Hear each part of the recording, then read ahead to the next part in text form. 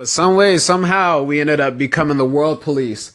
And now we're just literally blowing our money up. Guys, I mean, do you know that we're currently in 7 countries?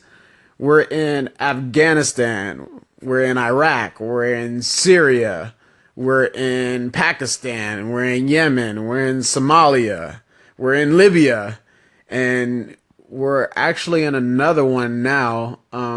Soldiers were just killed there recently. Now we're in Niger, so that's 8 countries. I mean, how many of us knew Niger was a country before you found out about the soldiers being killed in Niger?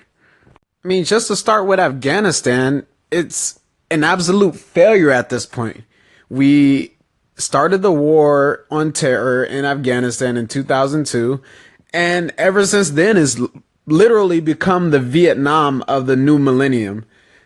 I mean, at this point, any effort to stay in this broken nation is propelled by the military industrial complex and defense contractors that want to profit off this nearly endless conflict. And then the very next year in 2003, we're invading Iraq based off a lie, saying that Saddam Hussein had weapons of mass destruction when we knew he didn't. And that invasion killed at least 500,000 Iraqi civilians.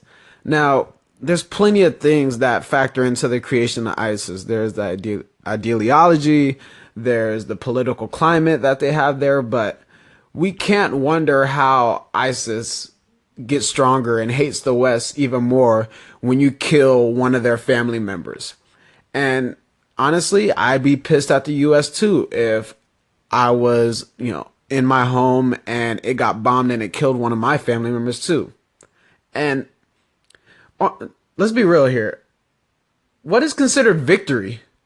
Defeat ISIS? Well, as soon as we leave, they're going to come back. So are we going to stay there forever? Because ever since then, we've been tacking on the war on terror to these other countries for their resources, actually. This is why we're so cozy with Saudi Arabia. They have huge amounts of oil and they're willing to play ball with us because if you don't know, we like to topple governments that don't do what we want them to do. And if you want a good example of that, just take a look at Libya and Gaddafi.